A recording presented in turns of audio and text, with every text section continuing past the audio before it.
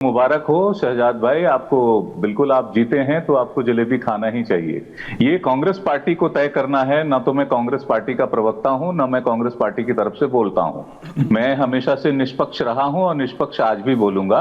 उनको ये तय करना होगा कि उनकी रणनीति में कहां चूक हुई है, क्योंकि वो सभाएं तो जुटा लेते थे, भीड़ तो जुटाए उन्होंने, नैरेटिव तो सेट किया, और ये नैरेटिव इस हद तक सेट हुआ कि आपने देखा है कि पहले चुनाव में 2014 के चुनाव में जिस समय नरेंद्र मोदी की एक लहर पूरे देश में चल रही थी, तब बीजेपी का स्लोगन था कि हरियाणा में भी मोदी सरकार, और उस समय उस वेब में है 47 सीटें बीजेपी ने हासिल की थी। अगले चुनाव में भी जब 2019 का चुनाव था, तब बीजेपी का स्लोगन था इस बार भी मोदी सरकार, और उसमें उसकी सीटें 7 सीटें घट के आपकी 40 सीटें आई थी। इस बार ऐसा कौन सा आपने स्लोगन गढ़ा कि आपने तो कहा था इस बार they'll not today Omkareshwar Narendra Modi. ये सबसे इलेक्शन नहीं जीते जाते ओमकारेश्वर जी कि कौन से नहीं, शहजाद प्लीज होल्ड ऑन, कौन सा स्लोगन गढ़ा आप समझ रहे हैं? You are a senior journalist, are you seeing what are you say? इस चुनाव का आपको खुद को सुनना पड़ेगा, इससे पहले जनता सुने। अजीज खान साहब को लाइए शहजाद जी की जगह। तो ये भी कह रहे थे नहीं, अरे कोई कुछ कह रहा था भैया, जनता ने वोट किया। अजीज खान साहब देखिए, उत्तर प्रदेश में अखिलेश यादव ने लोकसभा के इलेक्शन में सीटें लाके साबित किया कि ये नैरेटिव बनाने से विदेश सब जाते हैं, अखिलेश जी भी जाते हैं, वो वहां जाके स्टेटमेंट्स नहीं देते देश के खिलाफ।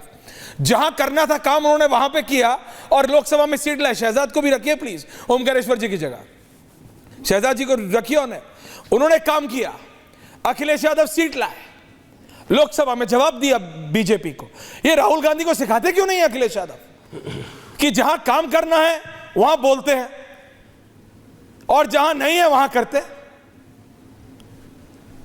अजीज खान साहब देखिए बीजेपी हरियाणा में कैसे नंबर लाई।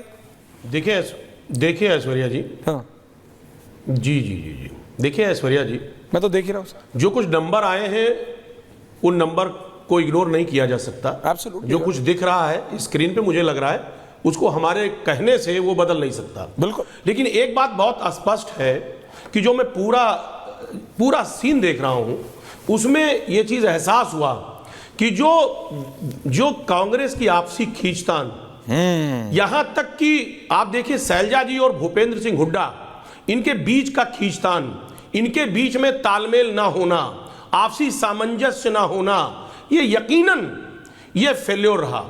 यानी उनके चुनावी जो रणनीति रही वो कहीं ना कहीं फेल रही। मैं बिल्कुल इस बात को एडमिट करूंगा कि उनकी चुनावी रणनीति जो कुछ होनी चाहिए उससे वो कहीं ना कहीं बिल्कुल वो दूर रहे। एक बात आप जानिए, और यही हाल मध्य प्रदेश में भी हुआ था। आपने देखा कि कमलनाथ जी ने वहां पे किस तरह अपने आप को सीएम मान लिया था, कैसे एरोगेंट, कहीं ना कहीं एरोगेंसी उनकी दिख रही थी। लेकिन ये उनकी रणनीति विफल हुई है। ये बीजेपी की जो महिमा मंडल किया जा रहा है कि साहब इनकी जीत नहीं बल्कि उनकी रणनीति कहीं ना कहीं फेल हुई है। अच्छा। अगर इनकी वाकई में इनकी अगर जोड़ी जैसा कि आप कह रहे थे, देखिए इतना फ्रस्ट्रेशन नहीं होता। मोदी मैजिक कश्मीर में चला। देखिए अरे सुनिए ना सर, अरे नहीं बोलिए सुनिए ना सर। हाँ बोलिए। अरे Modi coming Shahzad coming 30 seconds दीजिए। हाँ बोलिए, कंप्लीट करने दे। बोलिए ना दादा। वाकई में हरियाणा में मोदी मैजिक चल रहा है तो जम्मू कश्मीर में मोदी मैजिक क्यों नहीं चला? मोदी मैजिक कहां चला गया? वहां भी मोदी मैजिक चलना चाहिए, वहां नहीं चला। सच्चाई यह है कि कोई मैजिक नहीं है, सिर्फ कांग्रेस की जो रणनीति है वो रणनीति फेल रही। बिना मैजिक के ही बीजेपी कर रहे हो। आप नाम कुछ भी दीजिए अजीज खान साहब, वो बड़ी रही, नाम कुछ भी दीजिए। दीपक दादा आ रहा हो भाई, जीती बीजेपी है, मोदी एंड योगी साथ चल रहे हैं। और आप समझिए ये मोदी और योगी की जोड़ी शहजाद पूनावाला की पार्टी के लिए कमाल कर रही है। Haryana was the weakest. अब आप सोच रहे हैं कितने विगर से जाएगी बीजेपी महाराष्ट्र इलेक्शंस में, कितने विगर से जाएगी, यानी कितने जोश से जाएगी झारखंड इलेक्शन में। कांग्रेस की रीढ़ टूट गई है कॉन्फिडेंस की, चाहे वो भूपेंद्र सिंह हुड्डा का ओवर कॉन्फिडेंस हो, कुमारी शैलजा भूपेंद्र सिंह हुड्डा की लड़ाई हो, जो भी हो, आप समझिए ना राजनीति में, परसेप्शन में। शहजाद पूनावाला क्विक काउंटर, दीपक दादा को लाइए उधर।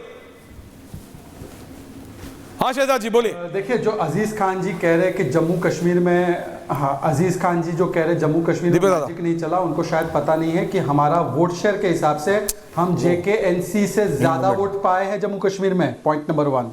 पॉइंट नंबर 2, हमारी Congress is doing in Haryana. आई है 29 सीट्स, मतलब कांग्रेस, हाँ, कांग्रेस जो है वो 6, मैं जम्मू कश्मीर की बात कर रहा हूँ। जम्मू कश्मीर में कांग्रेस को मात्र 6 सीटें 35 सीटों में से, और कांग्रेस पार्टी का वोट शेयर मात्र 11% पे सिकुड़ कर बंद हो चुका है। और जम्मू में जहां पर कांग्रेस ने ज्यादातर सीटें कंटेस्ट की, वहां पर एक भी हिंदू प्रत्याशी कांग्रेस का जीत नहीं पाया। तो किस दिशा में कांग्रेस चल पड़ी है?